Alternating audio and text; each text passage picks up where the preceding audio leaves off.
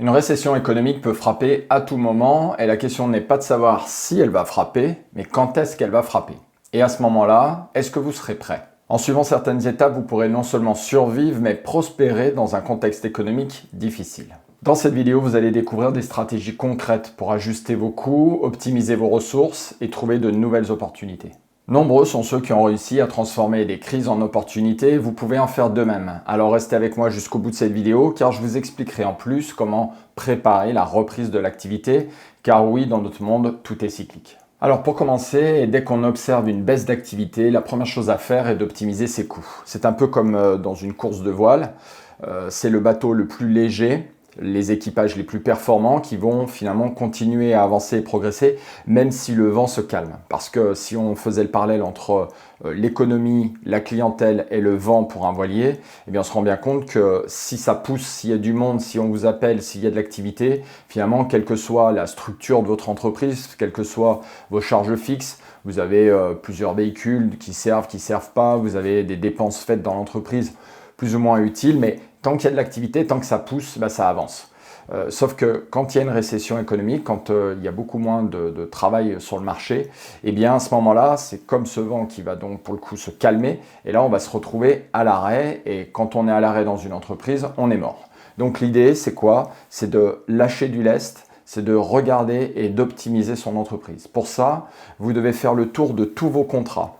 Toutes vos dépenses, vous savez, ces petites dépenses, ces petits forfaits à droite, à gauche, ces petites dépenses comme des restaurants, comme des frais de déplacement, à droite, à gauche aussi, que vous avez pu faire, on va dire, librement sans vraiment y prêter attention quand tout fonctionnait bien et quand l'activité poussait, mais qui vont être un levier important pour pouvoir survivre en cas de crise.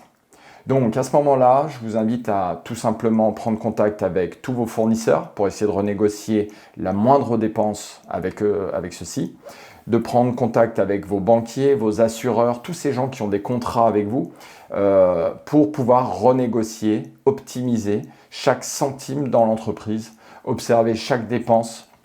Je prends le cas, pour l'avoir vécu, de la femme de ménage qui vient dans votre entreprise tous les vendredis pour nettoyer et ainsi de suite.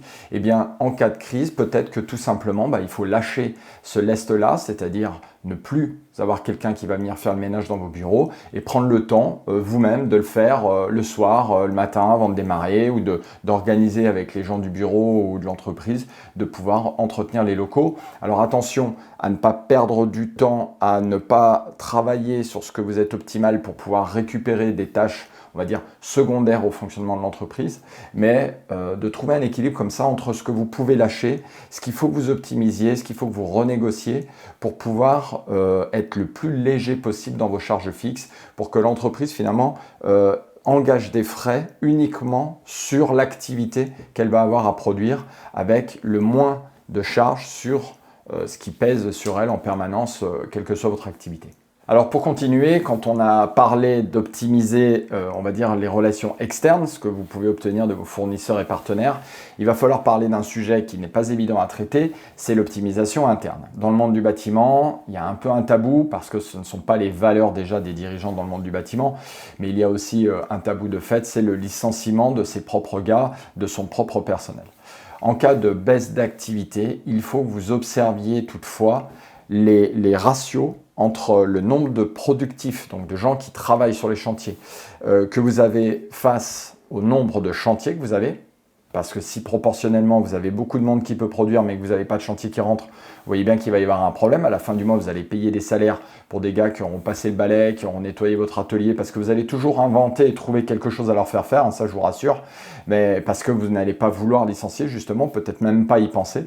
Donc il y a toujours quelque chose à faire et tout le monde va s'occuper, vous inquiétez pas non plus, sauf qu'à la fin du mois, il n'y aura pas de facturation, mais il y aura bien des salaires à payer. Donc, vous devez aussi optimiser vos propres processus internes et observer si vous avez suffisamment d'activité pour vos productifs et si vous avez une structure qui vous permet de maintenir la masse salariale de vos improductifs aussi. Parce que dans certaines entreprises du bâtiment un peu plus structurées, on va retrouver quelqu'un à l'accueil, on va retrouver quelqu'un à la comptabilité, on va retrouver un commercial, on va retrouver un chargé d'affaires, on va retrouver un pilote sur plusieurs chantiers qui supervise les différents chefs d'équipe de chantier. Enfin bon, on a une multitude de personnes qui sont utile à l'entreprise. Attention, ne me faites pas dire ce que je n'ai pas dit non plus là. C'est qu'on n'est pas en train de dire qu'il y a des gens qui sont inutiles, mais qu'il va falloir optimiser les processus pour pouvoir passer, on va dire, cet orage qu'est la baisse d'activité. Dans cette optimisation, eh bien, il faut être le plus factuel possible et se dire qui peut récupérer les tâches de qui, parce qu'on a une baisse d'activité, donc il y a moins d'activité, donc on peut réaffecter des tâches. Qui est finalement sans activité de cette baisse d'activité. Et il vous faudra protéger votre entreprise.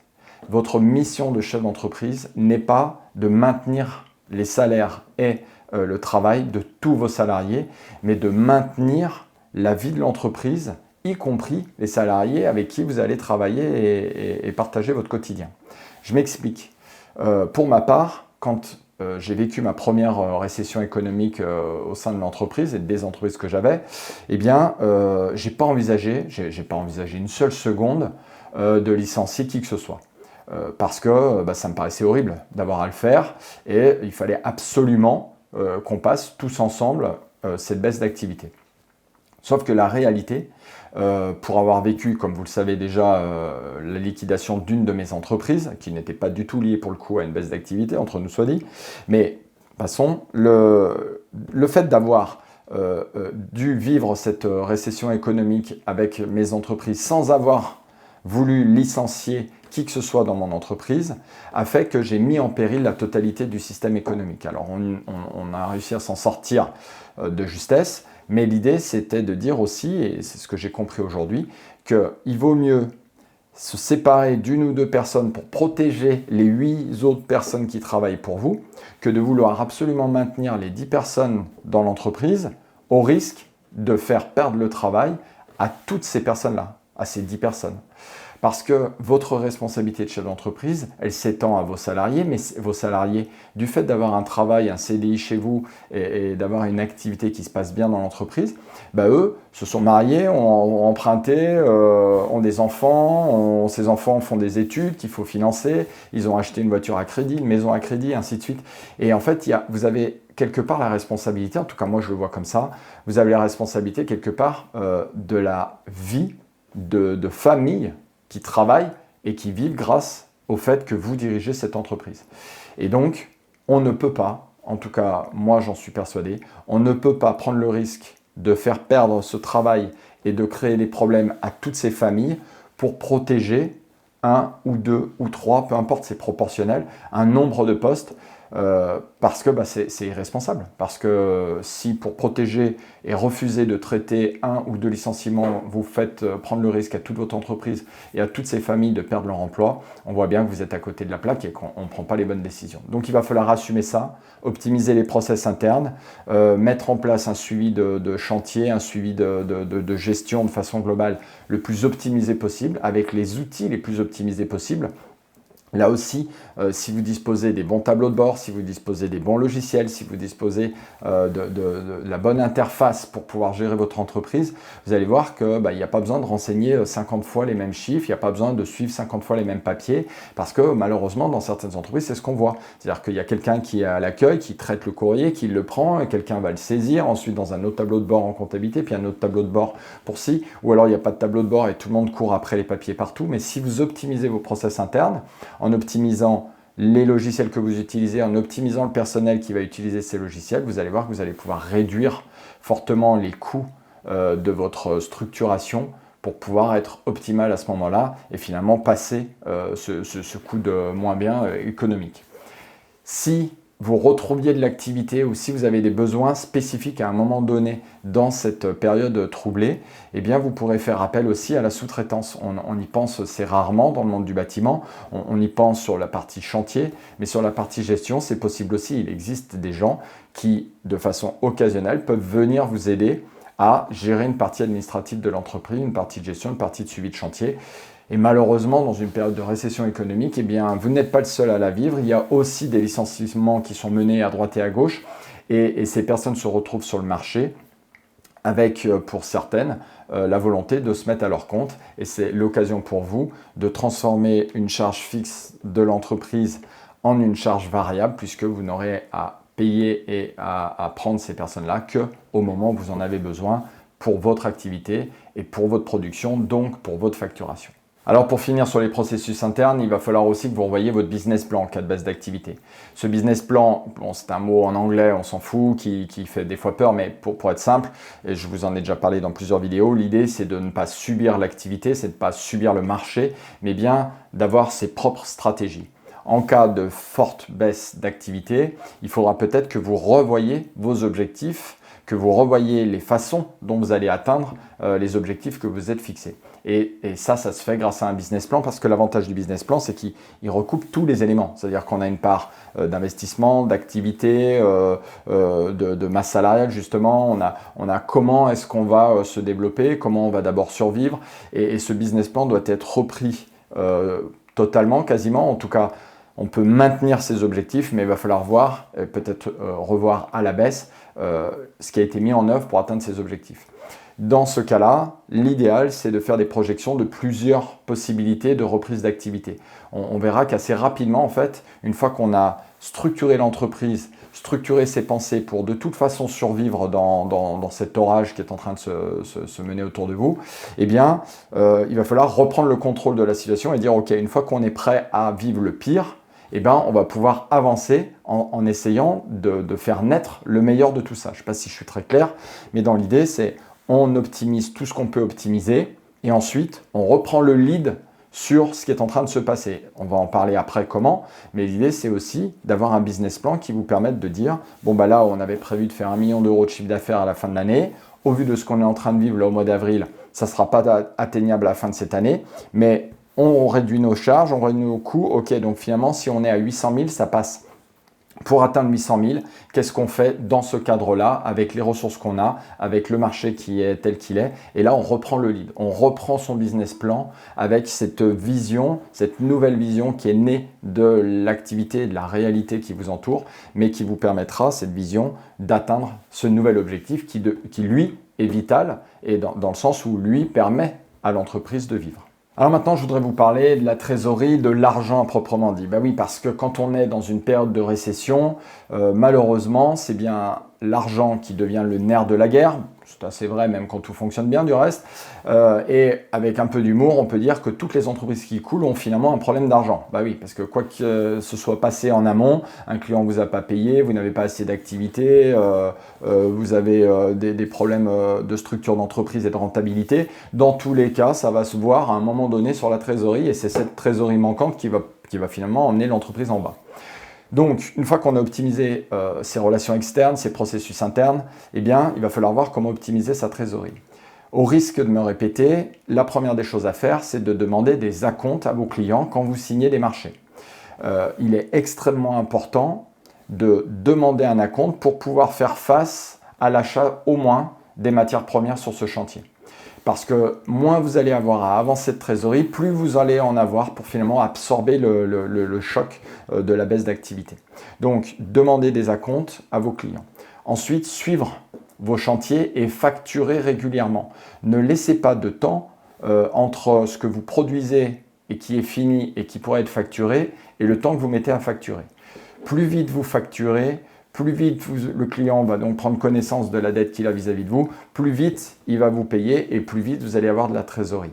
Des fois, les problèmes de trésorerie qui enclenchent des redressements, des liquidations, sont liés à des décalages de paiement de quelques jours. Il faut que vous ayez un coup d'avance là-dessus. Dans certaines entreprises que j'accompagne, moi-même, quand j'ai eu des problèmes dans mon entreprise, ou même de façon globale, on peut aller jusqu'à facturer toutes les semaines. Les gros chantiers peuvent être facturés toutes les semaines. Alors, il y a des cas particuliers dans des appels d'offres, dans des marchés publics, ainsi de suite, privés, sur des contrats particuliers, mais avec un client particulier, justement, dans le cadre d'un travail à effectuer sur plusieurs semaines, vous pouvez très bien facturer dès le lendemain de la fin d'un chantier ou, si celui-ci dure, toutes les semaines et de récupérer votre argent la semaine suivante. Ça permet d'avoir un minimum de trésorerie à l'extérieur et ça vous permet, en plus des acomptes, de finalement protéger quelque part votre trésorerie, le temps d'organiser, de structurer tout ça. Attention aussi à ne pas toucher la rentabilité de vos chantiers. Ce n'est pas parce qu'il y a moins d'activité que vous devez baisser vos prix J'entends par là, non pas de baisser vos marges, parce que si vous aviez des marges qui vous permettaient de faire des bénéfices, tant mieux. Dans une période de récession, on peut peut-être s'emmener juste à ce qui est nécessaire à l'entreprise pour survivre, mais en aucun cas, vous devez prendre des chantiers qui vous font perdre de l'argent. C'est extrêmement important à comprendre. Et là, on revient sur ce que j'ai dit précédemment. C'est-à-dire que ce qu'il faut, c'est réduire les coûts de l'entreprise et non pas réduire le coût de vente du travail de l'entreprise. Parce qu'à un moment donné, il va y avoir un déséquilibre encore plus grand. Si vous avez trop de charges internes et que vous ne rentrez pas suffisamment d'argent et de rentabilité dans tout ça, eh bien, vous allez accélérer finalement votre chute. Ce n'est pas le but du jeu. Dans cette période de récession, quand il y a moins de travail, on a aussi tendance à faire une erreur, et je peux vous dire que je l'ai fait un paquet de fois, c'est de récupérer tous les chantiers qui traînent. Et là, on va faire un cliché rapide. Faites gaffe aux clients qui identifient bien que vous êtes aux abois. Parce que tout le monde n'est pas loyal, tout le monde n'est pas gentil, tout le monde n'est pas bienveillant. Et certaines personnes vont observer que vous êtes un peu aux abois et vont vous demander des travaux tirés au maximum avec des conditions, on va dire, les plus intéressantes pour eux. Et là, vous pouvez regarder la vidéo de la semaine dernière qui parle du gagnant-gagnant. C'est extrêmement, c'est pas de la semaine dernière, c'est de plusieurs semaines, puisque quand je suis en train d'enregistrer cette vidéo, il y a déjà quelques semaines d'enregistrement qui sont faites. Mais dans l'idée, regardez la vidéo sur le gagnant-gagnant. Et vous verrez qu'il y a des clients qui, dans une période de récession, vont vous dire, en gros, qu'ils veulent gagner et qu'il est déjà sympa, finalement, ils sont déjà sympas de vous faire travailler. Le problème de ça, c'est quoi? C'est que vous allez vous retrouver au final avec des chantiers qui sont très très peu rentables, voire pas rentables du tout, avec des conditions d'exécution de marché où voilà, vous allez laisser l'échafaudage pour que le client puisse finir quelque chose, lui prêter l'appel le week-end, machin. Donc en fait, encore moins de rentabilité que ce qui est déjà présent dans votre devis. Et je vous le dis pour l'avoir vécu, ces gens-là qui sont dans cette vision-là ne vous paieront pas tout ou partie du chantier à la fin. Et vous allez vous retrouver avec un taux d'impayé qui va exploser. Donc ce n'est pas sous prétexte que vous avez besoin de travailler qu'il faut prendre et travailler pour tout le monde. Il faut faire attention d'avoir toujours les bons clients, toujours la bonne rentabilité et dans ces conditions, prendre les marchés. Mais surtout pas d'attraper tout ce qui traîne de n'importe qui, car vous allez vous retrouver avec à la fin l'accélération de ce que vous voulez éviter, c'est-à-dire votre chute, parce que vous aurez des clients qui vous auront pris tout ce qu'ils peuvent vous prendre et qui en plus ne vous paieront pas, ce qui vous créera plus rapidement des problèmes de trésorerie et ce qui vous amènera en bas quasiment immédiatement. Donc, pensez à réduire votre activité, à réduire vos charges, d'accord? Pas réduire l'activité. Ce que je veux dire, c'est quand l'activité se réduit, réduisez vos charges, optimisez tous vos contrats, optimisez tout ce que vous pouvez optimiser. Et quand vous êtes au minimum, eh bien, refusez de travailler autrement qu'à la rentabilité de ce système économique et soyez très attentifs aux clients qui vont vouloir profiter, on va dire, de votre vulnérabilité, je vais y arriver, dans ces moments-là. Parce que c'est clairement ce qu'il ne faut pas faire, de chercher à travailler pour tout le monde. Bon, sur la partie financière, il y a aussi quelque chose d'évident, mais qui n'est presque pas à faire quand vous êtes en période de récession, mais bien avant cela, c'est de négocier avec votre banque ou vos banques. Là aussi, on pourra en parler dans une prochaine vidéo si ça vous intéresse, mais de pourquoi avoir plusieurs banques, mais de renégocier et de négocier déjà peut-être, si ça n'est pas fait, des découverts autorisés. Le fait d'avoir une ligne de découvert autorisée va faire que si vous avez des problèmes de trésorerie, ce n'est pas dès que vous avez moins 100 € qu'on va se retrouver avec un refus de paiement en face et donc un signalement et donc la plupart du temps une procédure collective. L'idée, c'est d'avoir une ligne de crédit qui est proportionnelle au chiffre d'affaires, à l'argent que vous brassez finalement tous les ans pour pouvoir faire face justement à des décalages de trésorerie. Parce que votre client va vous payer plus tard, parce qu'il y a moins d'activité, moins de rentabilité, donc ça génère moins d'argent. Donc vous allez avoir peut-être besoin de passer en découvert sans que ça vous pose plus de problèmes que ça, puisque les choses ont été négociées en amont avec votre banque. Et ça, c'est un sujet que je vous dis, on pourra le traiter, mais retenez bien que c'est quand tout va bien, quand vous avez de l'activité, quand l'entreprise est forte, qu'il faut aller demander, voire même imposer, un découvert autorisé à votre banquier. Parce que ce n'est pas une fois que vous êtes en découvert de plusieurs milliers d'euros depuis plusieurs mois que la banque va vous accorder cette ligne de crédit, carrément pas. Donc, faites ça avant de rencontrer les problèmes. Ensuite, et pour optimiser la trésorerie, on en a déjà parlé aussi dans certaines vidéos, c'est d'optimiser son stock. Je vous rappelle que le stock de matières premières que vous avez, c'est de l'argent qui dort. Vous avez acheté les matériaux, ils sont dans votre atelier, vous les avez payés, mais ils ne sont facturés à personne. Donc là, il faut que vous regardiez comment vous pouvez optimiser votre stock pour avoir un minimum de stock. Et en parallèle de ça, voir avec vos fournisseurs pour payer avec le plus de délais de paiement possible. Là, ça va être un peu la même histoire qu'avec la banque, c'est-à-dire que si vous attendez d'avoir des problèmes de trésorerie, des problèmes d'activité pour négocier avec vos fournisseurs des délais de paiement, par exemple, vous avez, je sais pas moi, vous devez payer, comme on dit, au cul du camion, et que, en fait, vous auriez pu négocier un 30 jours, un 45 jours fin de mois, eh bien, si vous ne l'avez pas fait dans une période forte pour vous, où vous êtes, on va dire, en capacité de négocier et d'exiger ou de demander à vos fournisseurs des avantages, c'est pas quand vous serez en faiblesse ou vous n'aurez pas de trésorerie, vous allez appeler pour dire écoute, est-ce que je peux décaler la traite au mois prochain, ainsi de suite, que vous obtiendrez ces fameux décalages de paiement. Donc faites bien on va dire, ces correctifs avant, demandez un découvert autorisé à vos banques et négociez avec vos fournisseurs. Ne cessez de négocier avec vos fournisseurs, ne cessez jamais de négocier avec vos fournisseurs les meilleures conditions de paiement pour vous, bien évidemment, pour ne pas avoir à avancer ce stock. Alors vous allez demander un acompte au client, vous allez acheter vos matériaux, vous allez les payer le plus tard possible. Ça va vous permettre finalement d'avoir de la trésorerie pour passer ces moments d'orage que sont ces périodes de récession économique. Je me permets de faire une petite parenthèse, si vous aimez le contenu que je produis, n'hésitez pas à vous abonner, à mettre un like, un pouce, un commentaire pour me dire ce que vous pensez de tout ce qui est abordé dans ces vidéos. Ça vous permettra déjà d'être informé à chaque fois que je sors une nouvelle vidéo. Et puis, écoutez, c'est encourageant aussi pour moi parce que la production de tout ce contenu me prend du temps. Et je vous assure que c'est du temps de produire tout ça. Ça me fait sortir de mes zones de confort et ça me fait plaisir de partager tout ça avec vous. Mais n'hésitez pas à vous abonner et à liker parce que c'est motivant et c'est sympa. Alors parlons maintenant de la diversification de vos revenus parce que dans une période de récession, eh bien, tout ne perd pas, tout ne baisse pas. En fait, c'est la majorité qui baisse. Il y a une sorte de bulle comme ça qui s'effondre. Mais à l'intérieur de cette bulle, il y a toujours quelque chose qui se maintient ou même qui grandit. Et là, c'est la capacité au chef d'entreprise à identifier, on va dire, ce nouveau canal, cette nouvelle activité, cette nouvelle démarche sur laquelle il pourrait aller surfer pour finalement s'en sortir, qui fera la différence par rapport à une entreprise qui va couler, embarquée par cette récession. Dans cette vision-là, eh bien, prenons un exemple simple. J'ai vécu le développement dans les années 2000 des panneaux solaires. Tout était subventionné à mort et tout était parti vraiment fort. Plein d'entreprises s'étaient créées dans ce domaine-là. Jusqu'au moment où, du jour au lendemain, les aides sont tombées. Ce qui fait que le marché est tombé. Et là, on est en pleine récession pour ceux qui sont sur ce marché-là. Mais ceux d'entre eux qui ont finalement pris le temps d'analyser les événements se sont rendus compte aussi que le marché de la rénovation et de l'isolation extérieure, entre autres, était en plein boom.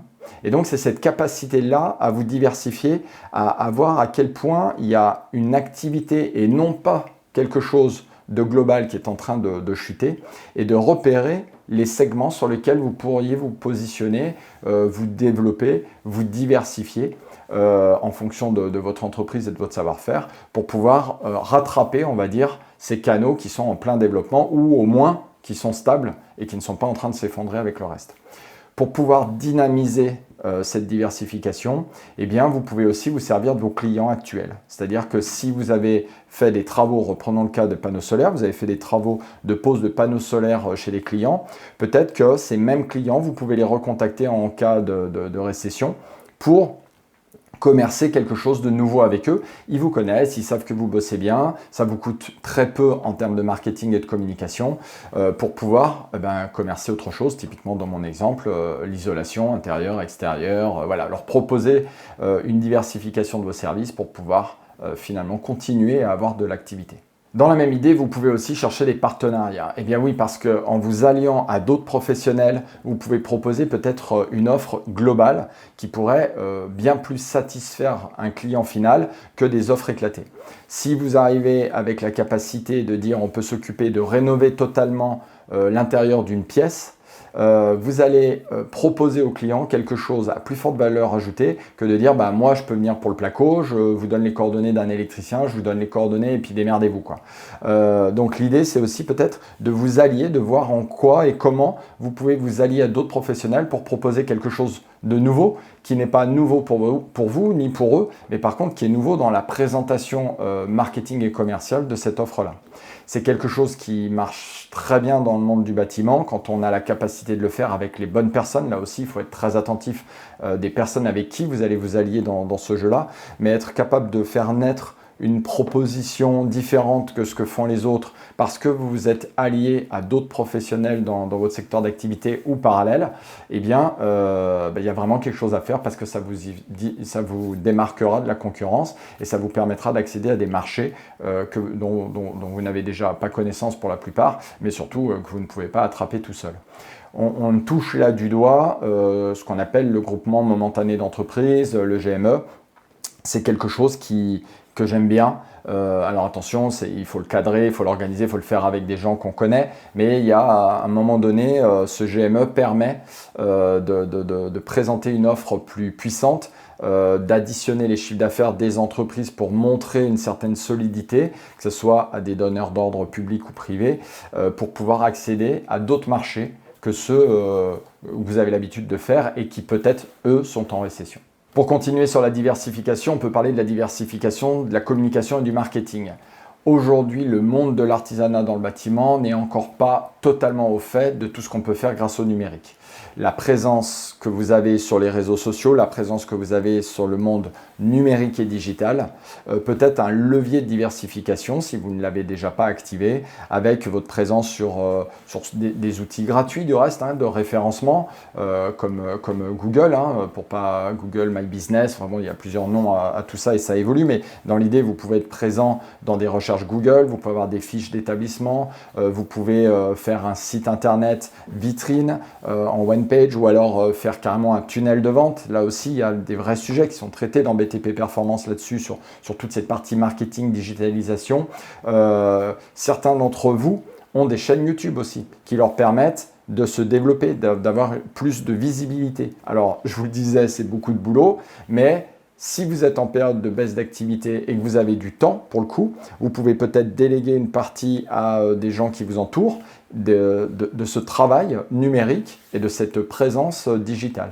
Parce que le monde numérique est un monde en soi, sa clientèle a ses codes, et que quand on commence à s'intéresser à ce sujet-là, on se rend compte aussi que c'est quelque chose de très intéressant dans le cadre du développement d'une activité qui peut être une diversification, pour le coup, quand vous-même vous rencontrez un problème de travail et d'activité pour votre entreprise. Alors pour finir, on va parler de la reprise d'activité, de comment structurer votre entreprise pour finalement vous préparer à la suite, car être en récession, être en perte d'activité, ça oblige l'optimisation du système, ça oblige la remise en question, le développement d'une communication peut-être différente et d'une activité différente, mais ça va vous préparer aussi au coup d'après, qui est celui de la reprise de l'activité, car comme je vous le disais en introduction, tout est cyclique. À un moment donné, si vous avez su rentrer les épaules, vous protéger, eh bien à un moment donné, ça va repartir.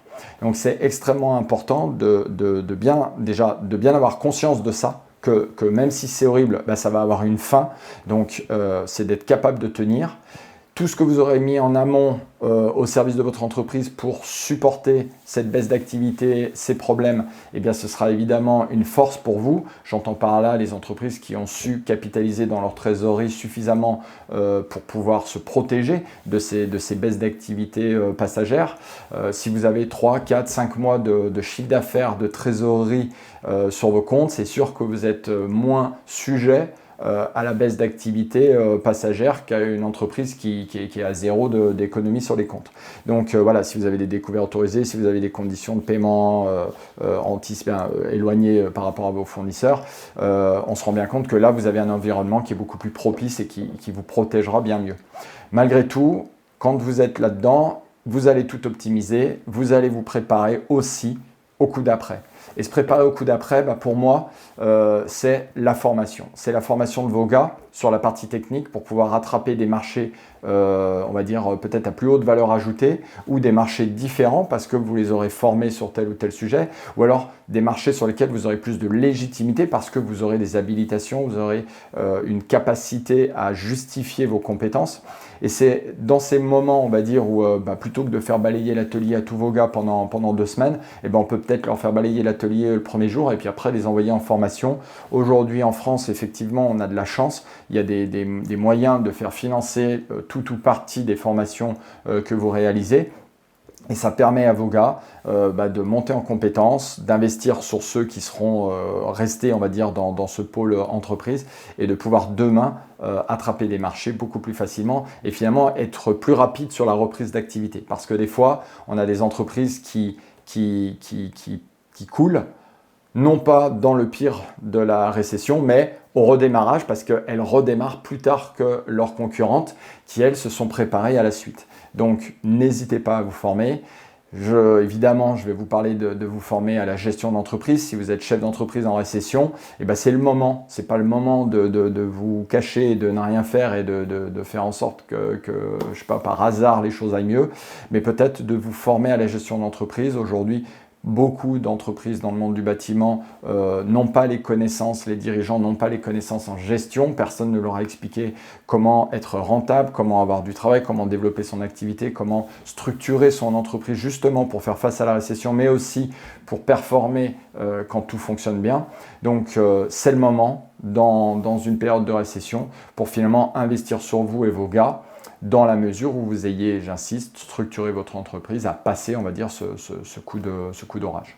Alors en conclusion, j'ai presque envie de dire que vous n'êtes pas obligé et qu'il faudrait ne pas attendre la baisse d'activité et la récession pour finalement faire tout ce que je viens de vous dire dans cette vidéo. Car si quand tout fonctionne bien, vous prenez quand même le temps d'optimiser vos coûts, d'optimiser votre production, vos improductifs dans le bureau, vos productifs sur le chantier, de gérer votre communication, votre marketing de façon, on va dire, idéale et de vous former à tout ce que vous devez savoir et maîtriser pour finalement piloter correctement votre entreprise, c'est un coup d'avance que vous aurez pour finalement peut-être ne pas subir la récession qui aurait été une évidence dans d'autres circonstances.